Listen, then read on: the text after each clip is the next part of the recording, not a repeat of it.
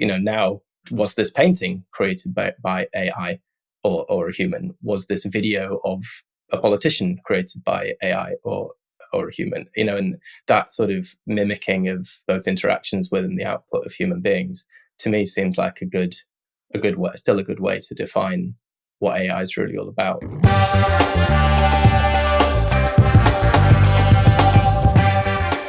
We are absolutely thrilled to bring you the third installment of the Tech Leaders Podcast AI series. Kerensa and I have had a blast. We set out to find a diverse selection of guests who can bring a unique perspective on GenAI innovation. And so far, so good. But for this episode, I really wanted to mix it up a bit and bring someone in with a more critical and maybe grounded view of generative AI proliferation. Someone who questions the hype cycle and brings a bit of healthy skepticism to the table. Well, I didn't have to look far. I'm delighted to bring back ex-guest Jonathan Lister-Parsons, the co-founder and CTO of PensionBee, a brilliant FinTech disruptor based in London. I really enjoyed the chat with him last time round. He's since become a good friend. We talk at length about the current AI hype cycle. He questions how much true innovation is really going on here.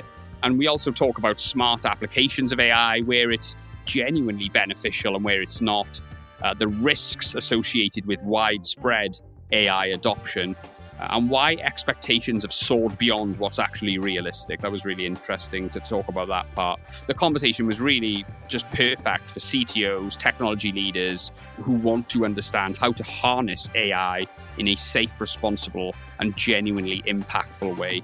Let's jump right in. Jonathan, great to see you, by the way. Obviously, Jonathan was guest number 33 on the Tech Leaders podcast back in the day. So yeah, I just thought you would be a great guest to bring back in for this particular series. I know you've got some thoughts and opinions on generative AI and its sort of broader impact on business, jobs, society at large, etc. Yeah, hopefully opinions that are not just the same as everybody else's opinions. So let's just dive in. Let's start with it. We'll start with a bang. What are you most excited about in relation to generative AI technology and the explosion of this innovation around this technology in the last couple of years, Jonathan? Yeah, it's a good question to start with. It is really exciting, and I think what's been most impressive is the breadth of areas that generative AI has touched. Because obviously, when it started, I think the ChatGPT was what got everybody really excited, and that was all about text and chatbots, and you sort of started to extrapolate in your head where that was going. But where are we today? Generative AI has touched all forms of media, and you see it used across cinema, video, and audio, and as well as text and imagery, and it's just this amazing thing that seems to not really have any boundaries on where you can deploy it. What's really exciting to me about that is usually because it's generative, it's deployed in that tool quite often to help people do things. And what I've always loved about technology is how it brings capabilities to people. That's what technology is. And we've been going through a period of kind of software taking over the world or eating the world, as Mark Andreessen said. And skills in software development, they're kind of prime skills. And you look at where's the focus in the job market for building skills if you want to sort of future-proof your career. And often it's around software engineering or data or other kind of very technological skills. And what generative AI seems to do, from my perspective, is it sort of brings together the production side, which was usually the role of the software engineer, with the output, like what you're actually using the creative output for, or the analytical output, and it really bridges those areas. So that's great if you already are a software engineer, because you'll get stuff done faster. If you're a data analyst, or if you're a sort of movie producer or a graphic artist, if you can use these tools to enhance your professionalism, then that's really exciting. But I think it really opens the door to maybe an order of magnitude more people sort of coming into these fields that are very much in demand. And it gives you a different path to becoming productive in what's essentially sort of a software-driven economy. And that's really exciting, because that increases So sort of the opportunities for both workplace mobility and then ultimately kind of social mobility. And that, that's how you kind of get into thinking more positively about this technology in the context of society. But tools is what excites me about this wave of AI, I think. Are there specific tools that you're personally using, either in your home life or in your work life? It's a really good question. I mean, I do use the chatbots. I've tried to use a few different ones to get a different experience. And I use them often when I don't really know what to Google. I still have that muscle reflex of open a new tab, Google away. And most of the time that's enough. But I think exploring something that's a bit more complex, it is useful to have that back and forth with a chatbot. In my role, CTO at PensionBee, I'm not doing a lot of image, video, audio generation, but I've talked to friends who do. They're finding that they can use AI to generate, music, for example, or to generate imagery that's, if not the finished article, it's compelling enough that they can either use it for kind of a sort of low risk usage, or they can use it as inspiration for then, doing something different with their own skill set. So I think within people's disciplines, I think everybody's found at least something that there is value in. So Jonathan, before we dive down the rabbit hole of the many things that you've mentioned there, we could go in all sorts of directions, but I just want to basically familiarize some of the listeners who may not be aware and who may have not listened to episode 33. Can you give us a little bit of an introduction to yourself? And also, what have you been up to since 2021? What are the main milestones? And what are the main things that have happened since you were on last? Yeah, absolutely. Well, as I mentioned, I'm the CTO of PensionBee. So for those who have managed not to be bombarded with our advertising, we are an online pension provider. I think your marketing is great, by the way. I see it everywhere, and I always think that's really smart marketing. So yeah, congratulations on some brilliant campaigns. Thank you. But yeah, so we run an online pension provider in the UK and now in the US as well. And what we're doing in both markets is very similar. It's all about going and getting hold of your old workplace pensions and moving them into one place, because the mass market of consumers, both in the UK and the US, are pretty underserved by the traditional retirement savings industry. And what you end up with is multiple pension pots as you move through your career. The money's still there and it's still yours, but you don't really have any visibility in an easy way over what your long-term planning actually looks like. Or you don't even know that the money's there in some cases. And you almost certainly don't know what the total balance is, in each pot or in aggregate. You might not know what fees you're paying or what companies your money's invested in. So it's just this big kind of opaque problem that a lot of people have. And we take away the pain of bringing everything together and then giving people a 21st century financial services experience online, web, mobile, wherever they need it, and great customer service on top of that. So it feels very fresh, for people who are using PensionBee, who previously only had an interaction with their pension through their sort of HR department at work. You were presumably all quite young when you got together and thought that this might be a good idea to invent. So how were you so sort of financially mature, thinking all that through? Because lots of people don't start properly thinking about their pensions until they get a lot older. Well, that's very generous, despite my shock of grey hair to suggest that I might have been quite young when we started PensionBee.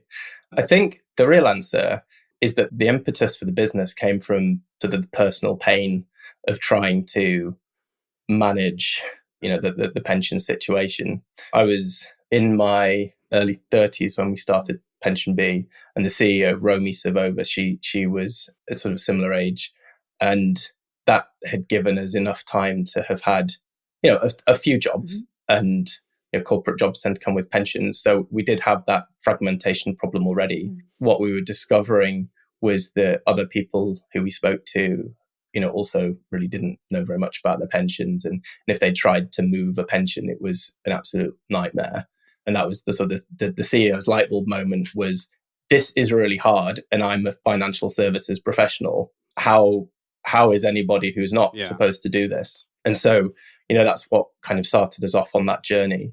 And I think, probably not being already 45 years old and having a lot of preconceptions about things, a lot of experience with pensions. That sort of youthful naivety is so valuable, actually, when people start companies, because it gives you a lot of optimism and aspiration for what you can do in terms of disrupting, a fuddy-duddy industry, which, the pension industry is fairly traditional in that respect. Yes, and you really are disrupting in quite an eye-catching way. And just to pick up Gareth's point, the fact that you've moved into the United States is a really big achievement, because the regulatory landscape is completely different there. It is, yeah, it is really different. And thank you for saying that, Gareth, saying what we've done over the last 3 years. So I spoke to Gareth around the time of our IPO in 2021, which already at the time felt like a massive achievement. And it felt like PensionBee, sort of had arrived, so to speak. I think at the time we were managing around £1 billion of money for people. Today, that's sort of £5 billion. So it's much bigger as a business, and we have 250,000 customers, which is again a much bigger number than in 2021. And I think it's about 60% of the UK have heard of PensionBee. Sort of unprompted brand awareness, I think, is the jargon. And that's just amazing. When we set out 10 years ago to build a modern pension brand, we talked about being a household name, and we talked about getting people to talk about pensions around the dinner table, not instead of mortgages and house prices and things, but sort of as well as. And I think that to some extent we have achieved that in the UK. And so it's a really great moment in time to be entering the US market, where that problem does exist, and it is a little bit like being back in 2014, and just with a completely different sort of company and team and background and context and everything really. If we do well in the US and the UK, then we will have covered most of that market, and then adding other countries, you've really only got kind of the other English-speaking countries that follow a similar model, because lots of other countries use that final salary model. Yeah, it's incredible what you've achieved with your marketing, and obviously how much market share you captured is very impressive as well over the last couple of years. But you say that, Gareth, but when you look at market share in the UK, we're very small. It's sort of low single digits. But you got the perception of being bigger, though, haven't you? Yeah, and that's good. That's good. But it's another factor in thinking about PensionBee just from a business point of view and a market point of view. We're a tiny fraction of the UK market, which gives you so much growth potential, and that's really exciting. And then obviously going into the US, we're an infinitesimal fraction at this point, but it's an even bigger market. Yeah, for sure. Can you tell us a little bit about the challenges you've had in terms of launching in the US? Like, what are the biggest differences? What challenges have you encountered to get to that point? One thing which I'll mention because I know a lot of your listeners are entrepreneurs themselves, or interested in business, and so we'll be thinking about internationalization strategies probably. I think one of the things that has been a major factor in us expanding beyond just the UK domestic market is that we've done it in partnership with another major brand. So State Street. State Street they're very, very prominent in America, and in the UK they have a brand presence as well. They're a long-standing asset manager partner of ours. So we've been working with them for nearly the whole lifetime of the company. And what they have essentially done is they're providing financial support around marketing for us to open in the States, and we're effectively distributing their ETFs.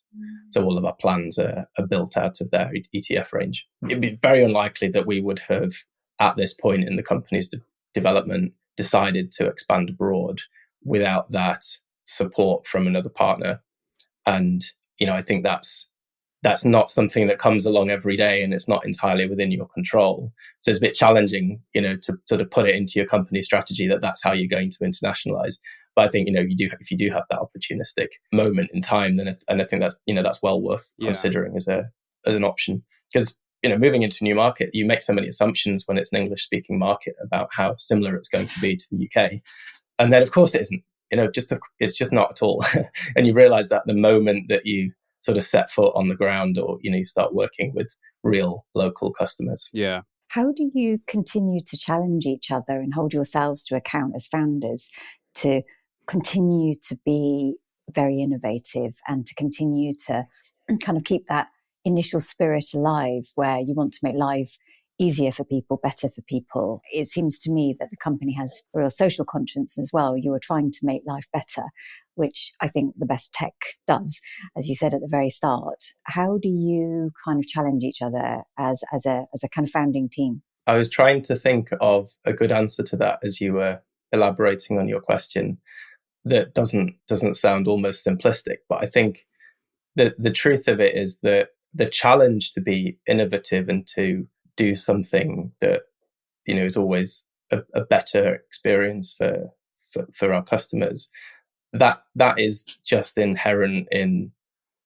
if not the personality, but certainly the outlook that both Romy and I have, and the rest of the founding team, really. I mean, I think one thing that's remarkable about PensionBee is that the management team is the same management team that we started with. I mean, it's obviously we've grown, but we haven't moved into that sort of mature phase of corporate development where the managers are just managers. The company is led by its founders and its founding team. And I think in some ways, we're all still impatient for the vision that we've been carrying with us for 10 years. It's hard to grow a really large scale company that's fully realized on the vision, especially now that we've added America to that vision. There's certainly a lot of work to do before we can sort of feel satisfied.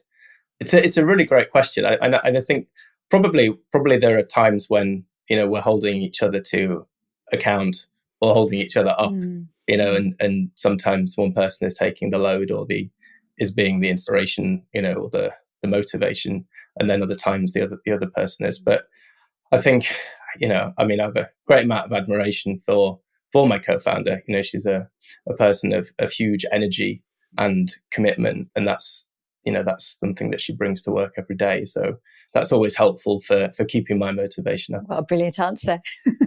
Yeah, no, it was brilliant. And it's a good point, Kerensa. I think so many startups, what got them to the point of their initial breakthrough is not going to get them to the next point of scale, and almost reinventing yourself through every stage of your development is something which is so difficult to do, isn't it? And you guys are clearly doing that. I've got to ask you that. So Romy, I know, is a very full of ideas entrepreneurial individual, and then it comes to you and you've got to make that happen from a technology standpoint. Could you talk us a little bit about how that dynamic works? And how do you take her ideas and make them a reality? Yeah. So, we're a financial services company, but we're a FinTech company. But I think what our customers are buying is they're buying a better pension experience. But like any modern business, it's tech enabled. And the thing that I've always said about PensionBee is if you were to rewind to, say, the 1970s, before modern sort of computing had really taken over, and if you had the same regulations in terms of pension freedoms and things that you do now, you can imagine a company like PensionBee, but it would be a huge pool of people doing lots of paperwork. And for the amount of fees that you could charge that the mass market could afford, it would never be a viable business. And therefore, you have to use technology to automate, to streamline, to provide a self-service experience, to provide that online experience that means that you don't need to have people giving a high touch of human involvement every single time a customer wants to do absolutely anything. And especially, with the pension transfers, that's such a big part of our operations. Making those as automated and streamlined as possible is something that makes the business financially viable.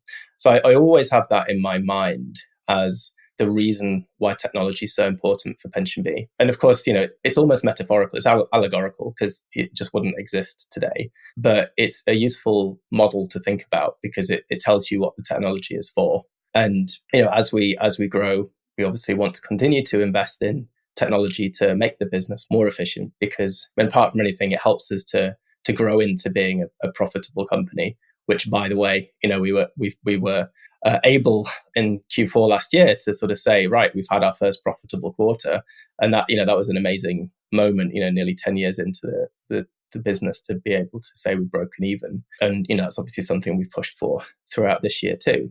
So it's not like the business was immediately profitable. We've been, like many startups, drawing on capital and investing for a long time just to get to the scale where we can operate. So even my kind of story about the technology makes it viable, it's still not a walk in the park to do that. And that obviously shows you that the technology continues to have a role in terms of making the business more scalable to the next 250,000 customers and so on, without all of the cost side of it building up at the same time. So for me, that's that's a really important business hat on type of way of thinking about the technology. But at the same time, the technology is how you bring just really great experiences to people. As something that is a reason why we'd be interested in AI, for example, and the kind of almost magical experiences that people are sort of seeing through generative AI. But just generally through technology, it's amazing what you can do for people. That's a very different kettle of fish than when they're only reliant on a human, to do something for them. But that interplay between man and machine, do you mind sharing what's on your wall, talking about machines? Yes. Thank you for drawing attention to that. So it's very, very small. You probably can't see it on the video, but that's the January the 3rd, 1983 Time magazine. And it was the first time that Time had broken its decades-long tradition of doing Man of the Year. And they did Machine of the Year, where they were welcoming in the age of the personal computer. And so there's a little sculpture about there of a little chap who's sat at a desk with something that looks like an Apple II. And it was published 2 weeks after I was born.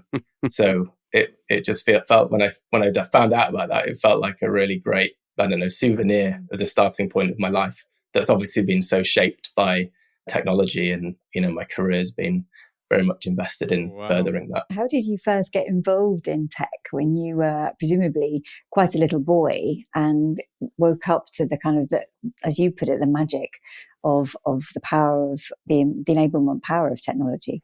Yeah, I suppose there's technology and then there was computers.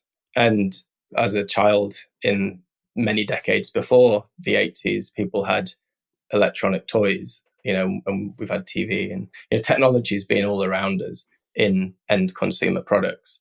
But I think the magic that takes hold when you first see a computer and you first see that ability to create something and to have an interaction, a cybernetic kind of interaction with a computer, with a machine, that's the thing that for me is the amazing moment. And I can remember at primary school, there was one maybe BBC basic computer or BBC micro computer, which is the one with a little owl logo. And the Osborne first book of computing was in the primary school library. And I think I must have taken it out about a dozen times and read it cover to cover. And it was just this fascinating book that was all about computers. And it had a little listing in the back for a basic BBC basic program that would let you like work out your household bills or something. You typed in your bills and it gave you a house budget. I remember typing this thing out on the computer at home when my dad bought me probably a BBC micro at the same time. And yeah, it just felt like very different to technology.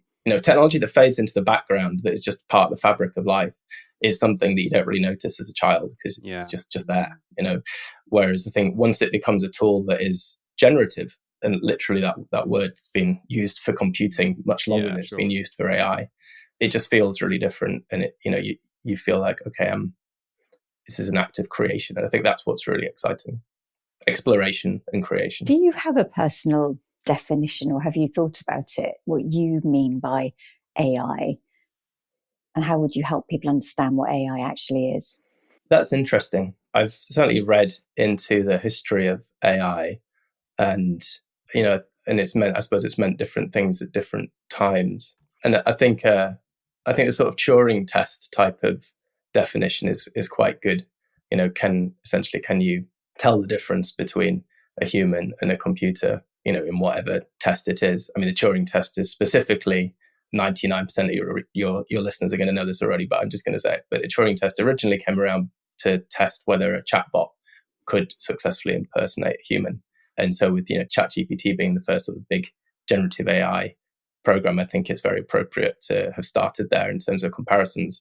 But, now, was this painting created by AI or a human? Was this video of a politician created by AI or a human? And that sort of mimicking of both interactions with and the output of human beings, to me, seems like a good way, still a good way to define what AI is really all about. That's not the definition that everybody uses. I mean, people use it to talk about performance on benchmarks and, can they do maths faster than or better than a human and those sorts of things. But it is usually about that comparison with human performance in some field or another.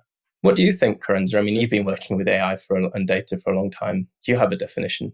I think it's when you compare AI and HI, so artificial intelligence and human intelligence, I think artificial intelligence feels like the wrong term for what we actually really mean by AI, because we're not really talking about intelligence in the way that we would describe it for a human being and human beings' intelligence. So it feels like almost the wrong label, but we're sort of stuck with it. It isn't actually intelligence. It's about the creation of something or the learning of something through mathematics and taming a machine to do what the human is asking it to do. But I haven't got a nice, crisp definition. I heard a nice, crisp definition the other day, but I'm not going to spoil it for our listeners because one of our other guests gave a really good definition, which I was quite inspired by, which I'm quite taken by as well.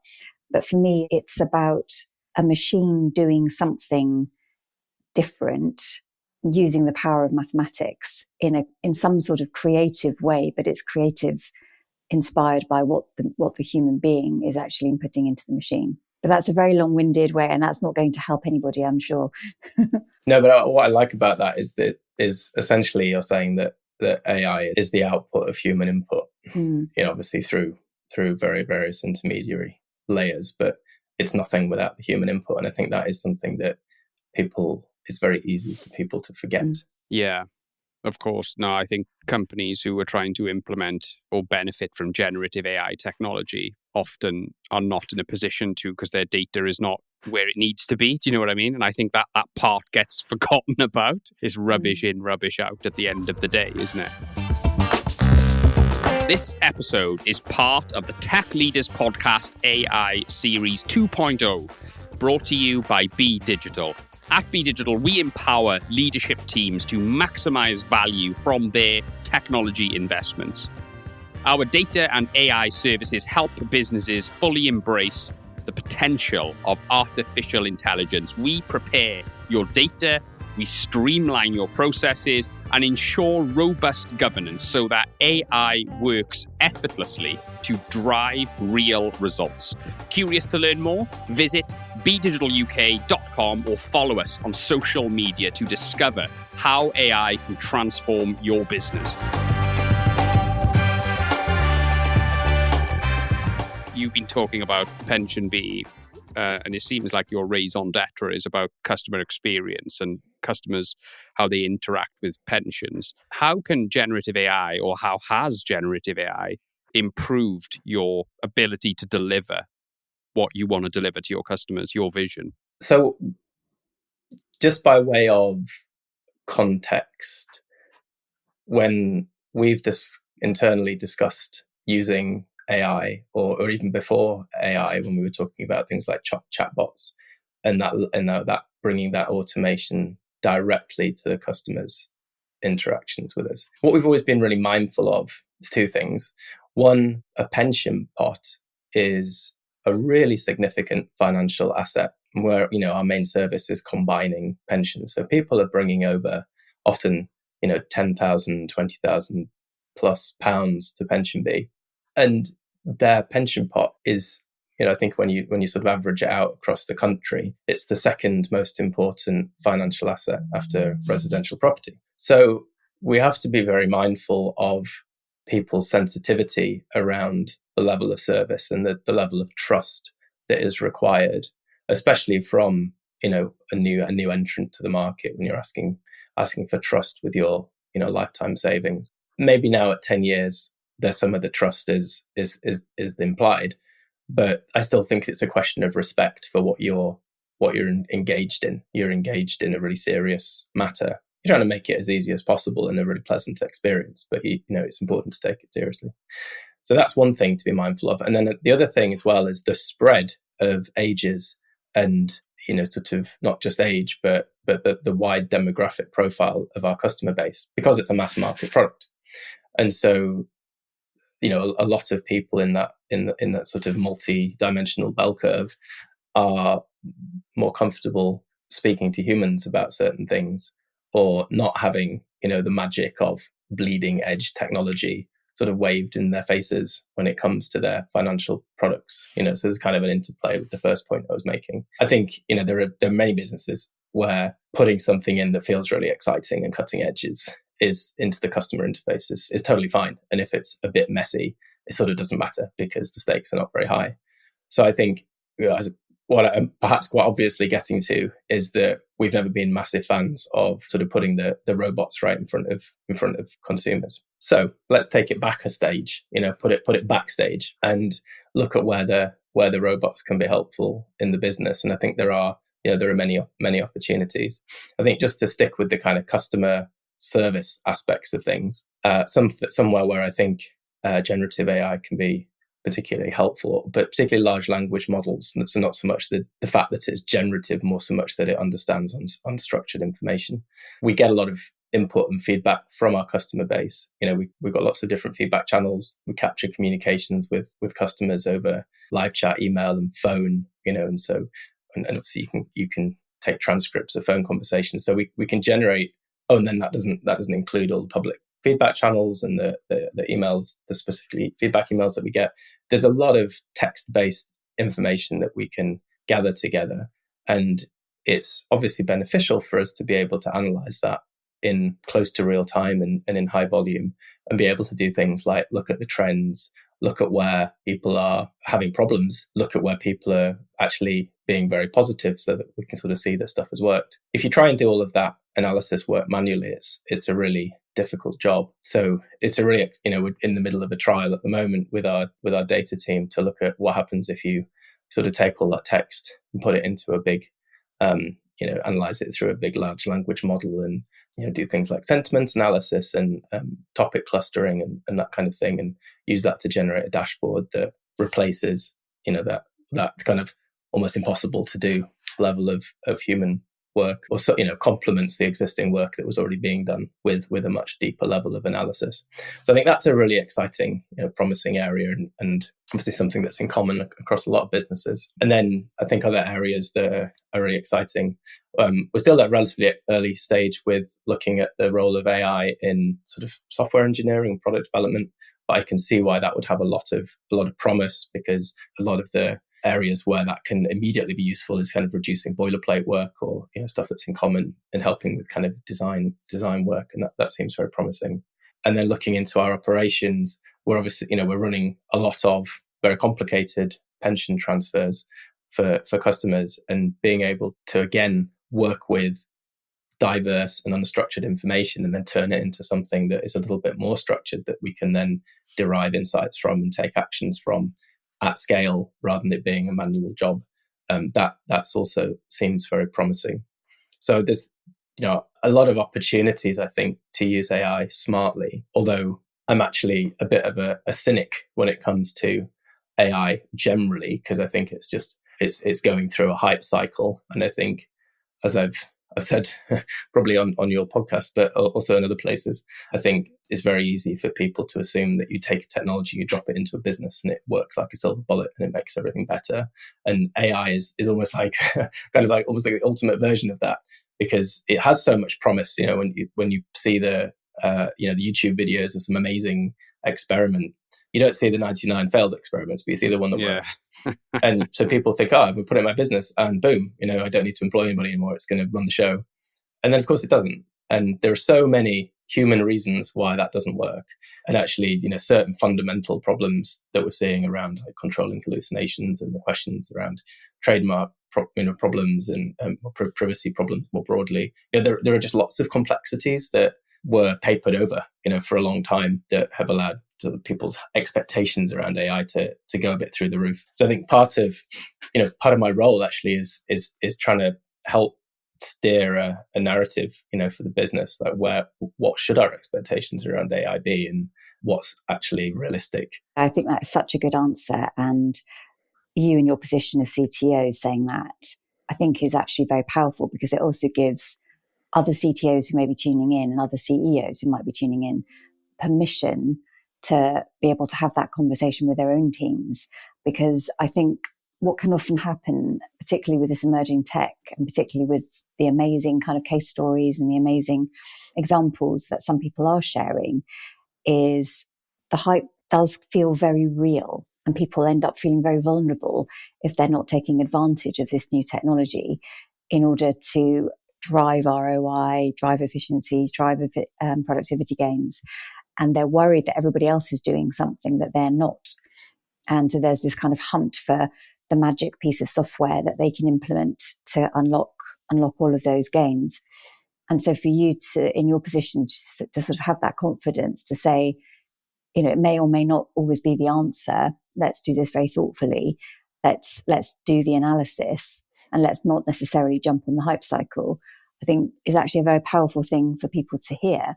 And I'm certainly a big proponent of always making time to really analyze and get clarity on what is the problem you're trying to solve, and therefore what might be the appropriate way of solving that problem.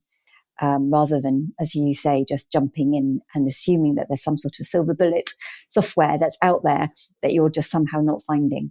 I think you see this a lot with emerging technology. I think one of the differences between generative AI and, say, previous waves, like passion about the metaverse or the crypto waves, blockchain. Yeah, where's your blockchain strategy? What do you mean you don't have one? That sort of thing.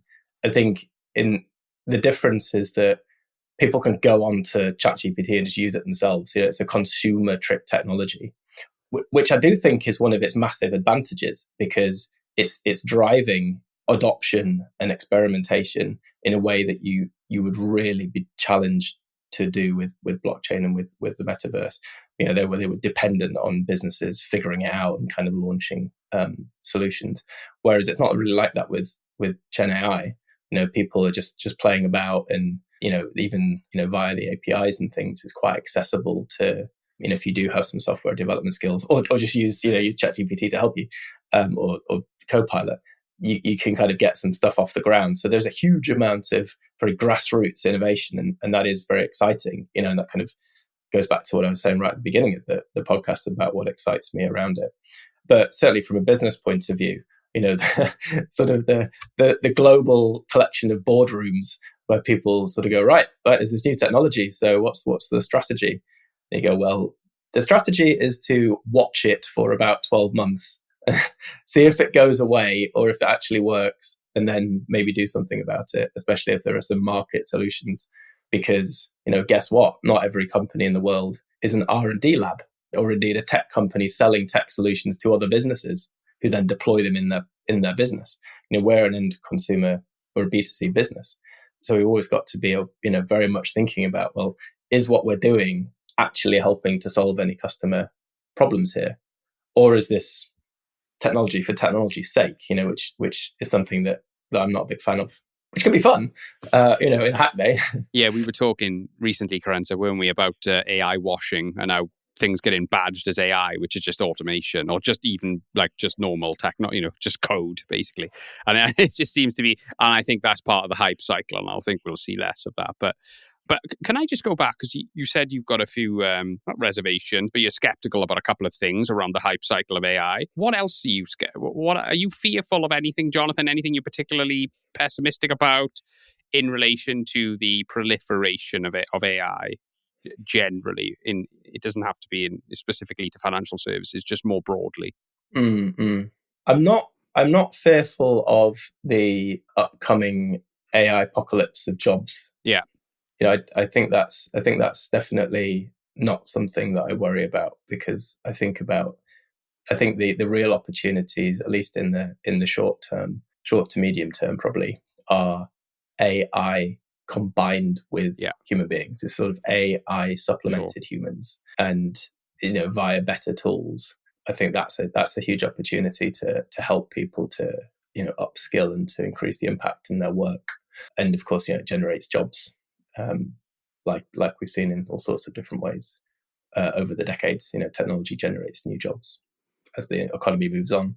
So I'm not particularly fearful of that, but I think what I am a bit more fearful of in that regard is people who are themselves fearful that their job is going to be automated, or that the technology should be stopped at all costs because it's going to have these negative impacts that people are often from not particularly strong position of knowledge, talking about. And how can you, the technology is not really that old, and we haven't seen much of the societal impacts, so I think to have a really, really strong opinion that we're absolutely going to destroy 40% of the jobs in the economy, it feels, I just don't understand how somebody who takes themselves seriously can have such a strong opinion about that. So, but when they're trusted because they've got a position, or they're a published author, or they have a role in companies or in society, or they even just become a meme, then I think that then generates all these consequences from people who don't spend all day thinking about technology and AI. They just hear about how their, if not their job is going to be disrupted, maybe their son-in-law's job is going to be disrupted, or their cousin's job is, and they suddenly start to panic. And I think where that then turns into sort of societal pressure for not going down a sort of efficient route to getting the most out of technology, and becomes, in some cases actually political, that I am fearful of. And it's not even partly, it's probably mainly because I can't really forecast that myself. I feel like it's a risk, and it feels like it's chaotic and that it could go in all sorts of directions, but I don't really know where it could go, and none of them seem particularly attractive. And trying to steer the whole of society down a sort of moderate point of view in regards to a very rapidly developing area of technology, how on earth is anybody ever going to do that? That's almost impossible to do that, because everybody's going to go their own separate ways. And I just think there are so many ways to misinterpret the potential of AI, both from a hype cycle point of view, but also from predictions of the apocalypse kind of point of view. It feels like it's a fairly chaotic area to be at the moment. So I think that's probably my main fear, is that lack of control around the narrative in some respects. Yeah, technology replacing jobs has been happening since for forever. Like the Industrial Revolution, the Luddites used to destroy machinery, didn't they? Can I link it back to what you were saying at the start about social mobility, and thinking, do you think that there are going to be applications where AI will help people who have had less advantages in life in the way that they've started, and less exposure to excellent education and supportive mentors and supportive environments?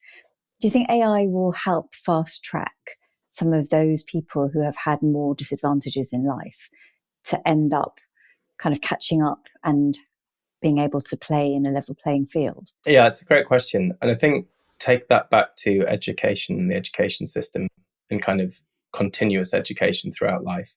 I think that's a good place to start looking. Before generative AI took off, we were definitely seeing the rise of a type of education where you essentially give people an iPad or a tablet, and they follow exercises at their own pace. And hopefully the software is able to provide something of a personalized experience and to help them to learn. And then the human teachers, they are there to act like a coach and to help unblock people. And I'm quite attracted to that as a model. I think you need to be a little bit cautious with it, because there's still a lot of value in having people interact with other, particularly children, interact with others. But just putting all the negative side effects to one side for a moment, I think the ability to take a teacher and go from, I'm a teacher in charge of a room of 30 people, therefore some of them are going to fail, being the reality in many classrooms, to this room of 30 people is able to follow personalized educational journeys, and I'm here to support them. And I can do that to a higher level with more people because of this software. So I think that was already something that was in motion.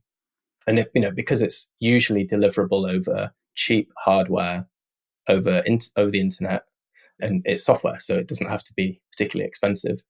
That's something that you can see being applicable globally as well. So I feel that that's a very promising area for technologically driven kind of automation in an educational capacity. And I think AI, if you say, well, what can AI do in that world? I think AI is going to, be a better tutor. And I always remember this book. I think it's called The Diamond Age by, I want to say Neil Patterson or something like that.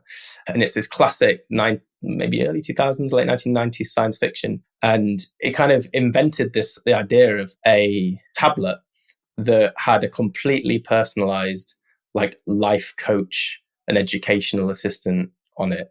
And it was built for this one little girl who was like the daughter of this amazing inventor. And the culmination of the book is like, there's a scene at the end where there's a shipping tanker, and it is full of Chinese babies, and they've all got these tablets. And it's like, well, this is what happens if this technology gets in the hands of people who can duplicate it. Is it becomes this thing that can train up a generation of people to a much higher degree of kind of knowledge and education. That's a classic book, and it's probably inspired a lot of people throughout the years. Alan Kay at Xerox PARC was really famous for coming up with a really, really similar sort of thing that in theory inspired the iPad, the Dynabook it was called. So I think this idea of technology and personalized education has been around for a long time, and I would love to see people who are good at producing AI tools going into that area and making that more effective. That's really interesting. Neil Stevenson, I think you were referring to, Jonathan. I Thank haven't you. read the book. I Googled it, so just to be clear. But but yeah, no, that's we'll put that on the show notes, by the way, if anyone's interested in reading that. I might check that out. Oh, it's a great book. It's a great book, yeah. I just wanted to ask you about regulation in the financial services sector. Have you seen any regulation or anything that's reacting to the explosion of AI technology in your industry, which I know is very heavily regulated traditionally?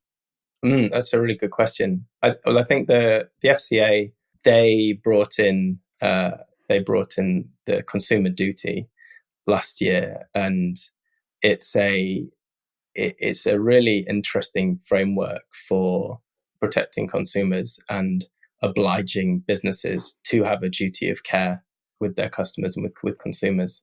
And it's a bit different from the FCA handbook and the sort of thicket of regulations. It's more kind of principles based. And, you read through it and you're like, oh yeah, there's lots of sensible stuff in here. And because it's principles based, when you think about the use of AI, all of the same principles apply.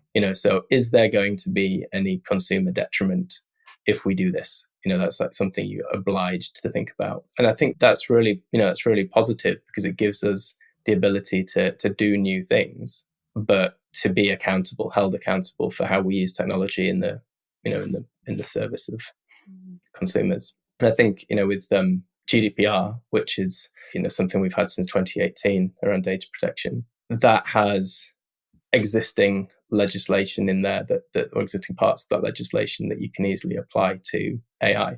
So rights around automated decision making and the concept of a data protection impact assessment, so that if you're using new technology, you have to document how you thought through the risks of that technology on your end users. And I think, again, very, very sensible and very positive. So it'd be interesting to see how like the EU's AI Act is going to have consequences, and where it will come into conflict, if it does at all, with existing legislation like GDPR or existing regulation.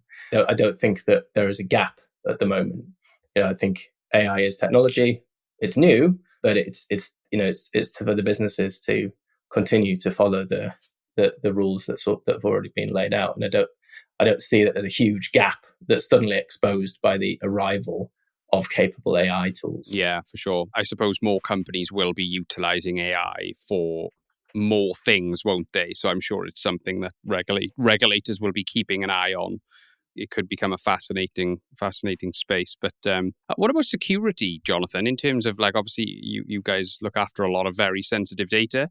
Are there any security considerations that you've had to react to in relation to the use of generative AI tools? Yeah, I mean, I think there was, there's proactivity around this. It quite quickly became clear that with OpenAI, for example, or ChatGPT, that if you were putting some information in there, they were not guaranteeing that they weren't going to essentially read it and take it and use it for their own training, or indeed look at it with a human pair of eyes. And so we quite early on this year issued guidance around the safe use of AI tools, and that involves not putting customer or corporate data into public tools where they'll take your data, unless it's a tool that we've vetted and where there's an agreement that the data is not going to be taken by the third party. But I find that a sort of almost surprisingly opaque area of these tools. They're not really front and center with that privacy sort of stance. Apple are, and Apple often are when it comes to privacy. But even then, you've got this kind of blurring of the boundaries, where if you've got something that the local models in Apple Intelligence won't cope with, they're going to send your data to OpenAI. And then you go, well, hang on, is that still going to be covered by the same privacy standard? Or has that been lowered to a lower but still acceptable privacy standard for me, as a consumer or as a business? Or is it just kind of out of scope entirely and, it's best efforts? And so it's not a simple area. And I think the safest thing to do as a business, unless your information security team or your data protection team have cleared that the tool is not going to take your customer or your company data, and just don't put it in there. And yes, maybe that limits what you can do, but you can anonymize data with not too much effort before you put it into the tools and still get a lot of the value. That's been a major kind of area for us, just making sure that everybody's clear on those guidelines. If you were designing a kind of a smart data policy for technologists and software engineers in the UK, is there a particular guiding principle that you think everybody should be working towards, bearing in mind the fast pace of change in tech? Well, in a way, it's frustrating that we don't have more of that, because obviously the GDPR made a good stab at making data portability something that was a bit more normal. But given we are where we are, what would I say would be a good principle? I tell you what I think about data portability. I think where we're really held back is when companies start products, the assumption is that data needs to sit centrally in order to be useful. And that immediately makes it very hard to implement data portability effectively, and for data to be smart data that you can move around in different places. And about 15 years ago, there was this sort of brief period where people got very excited about this thing called vendor relationship management. That was this idea that people would have their own data on their own computers or maybe online in lockers or vaults, and that they would share their data with companies, and the companies would bid for their business. And it's great, but it never worked. And I think today we're seeing an interesting resurgence, people being interested in local first software applications, offline first sort of software applications, because you get really excellent performance, and there's been a couple of useful inventions that allow for the conflicts between data that's manipulated sort of offline or hasn't been synced yet to be reconciled with other data. So, for example, in a Google Doc, if you go offline and you make a bunch of changes, then you can reconcile those into the document when you reconnect, even if your colleagues have already made some other changes in the doc. And that stuff used to be a lot harder than it is now. So there's a kind of community around these offline first applications.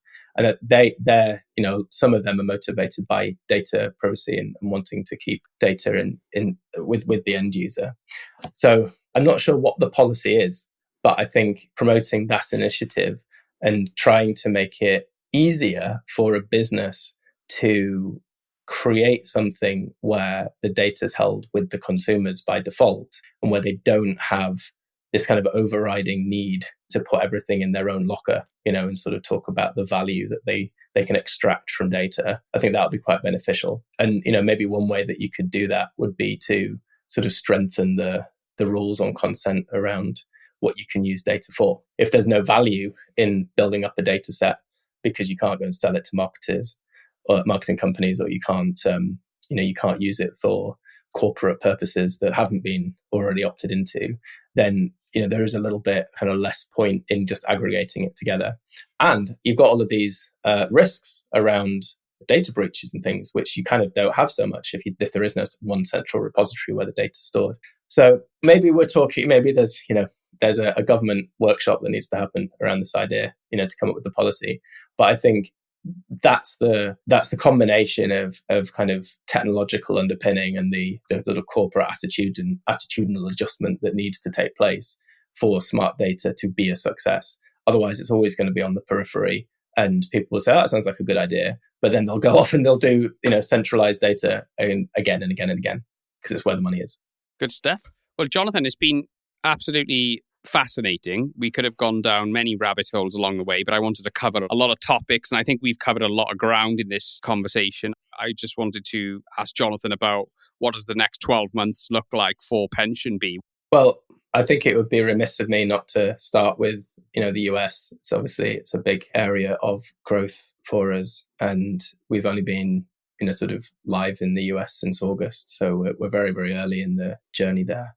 And so over the next 12 months, what I'm hopeful to see is us getting off to a really strong start in the US and starting to build up that brand over there that we have here. Are you spending much time over there yourself? I haven't gone yet. We made a decision quite early on to keep our sort of product development over here in the UK to begin with, which has been great from the point of view of making it really easy for people to sort of build on the knowledge that they've already built through the UK business and collaborate with the team, rather than sort of starting from scratch over there or putting whatever it is, a 5-hour time zone difference between engineers that need to work together. So I haven't gone over yet, but we see the team on Google Meets and on Slack on a regular basis. So I feel like I'm getting to know them. I hear the chippies are lousy. The chippies are lousy over there, Jonathan. But yeah. Oh, I know. Don't tell me. But I do love a bagel. Look, guys, I'm sorry we've gone way over. I was obviously enjoying myself. Me too. Yeah, it's been great. Thank you so much for having me on. Yeah, likewise, Jonathan. It's been brilliant to see you. Thank you so much for coming on.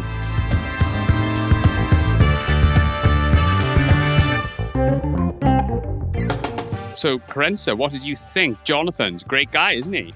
Really, really interesting. Yeah. Very thoughtful, very, very, very high sort of clarity in the way that he communicated as well. Beautifully articulate, which I absolutely enjoyed listening to. I love the fact that, it just seems like not only is PensionBee such a successful company, but the fact that the management team is exactly the same as the founding team, I think is a huge testament to the characters of the individuals who are at the heart of the organization. 100%. That is a great data point for a good culture, isn't it? To have low attrition at the top end like that is a testament to the culture that they've got there. Yeah, Jonathan's great. I really like when he doesn't give you answers on the fly. He's very considered, isn't he? Yes. He thinks about the question, and you're getting the best possible answer. And wow, did we get some good answers? They were fantastic. There was some brilliant content there. Everything from his take on the software engineering stuff right through to ethics, regulation, and so much more. It was a brilliant conversation, and I think it's just really great to see British FinTech companies doing as well as what those guys are, disrupting such a legacy industry like the pension industry. It doesn't get disrupted very often, but these guys are actually doing it, Kerensa, aren't they? They are. And I loved his founder story when he was describing that magic moment when they realized that this needed to be done. It was wonderful to hear that and understanding their own lived experience as to why it was needed. I thought that was brilliant. And I also liked the bit where he gave some really, really powerful advice about when to use AI and when not to use AI. When we had Jonathan on first time back in 2021, again, as Jonathan pointed out, they had just gone public, but they've come on so much since then. And, I was even impressed with them then, but I mean, they've come on leaps and bounds since then. But yeah, I really wanted to get Jonathan onto this series because I know he's got quite more of a cautious view on generative AI. The proliferation of generative AI wasn't quite as skeptical as I thought he would be, but nonetheless very cautious. And I think that's very healthy. And I think an industry like the pension industry and financial services at large, generative AI is going to become a major conversation over the next couple of years because people are already using AI to manage their funds, their pension funds and so on and so forth. So I think it's just going to be really interesting to see how the regulators keep up with the innovation and how all this plays out. But yeah, it was brilliant to get Jonathan's take on a number of elements of the proliferation of generative AI. Yes, and I think because he's an early adopter in his own right, I mean, he's someone who loves technology, who even has on his own wall, as you saw, the kind of the Time magazine front cover. When it I have to say, you've got unbelievable eyesight seeing that, because I would never have seen that. Or maybe you've got a big screen, perhaps. But yeah, well done. He's someone who's an amazing early adopter, and yet he is measured. And so I think when you've got that combination of someone who really loves tech, is so passionate about it, it's their life's work, and yet they have a healthy, measured approach about what to use and what not to use. And his advice around kind of the strategy is, give it a few months, if not up to 12 months, just to see what it does and whether it sticks or whether it goes away. I thought that was excellent advice. And I think it will give a lot of confidence to a lot of leaders out there who are fretting, particularly if they're in a technology role where they are having to kind of hold the fort and almost like hold back the horses when the rest of the company want to kind of maybe rush to adopt. And as he put it, Gareth, there is no silver bullet. And I think the more of us that are able to help kind of give that sense of reassurance, I think it will really help people make better, wiser decisions. Absolutely.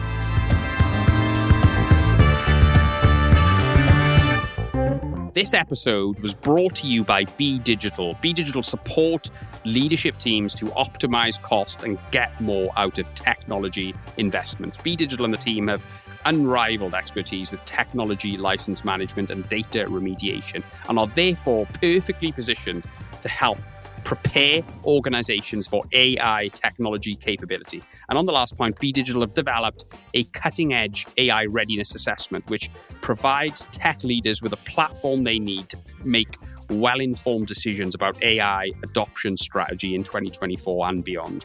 Go to Be Digital UK to find out more and get in touch.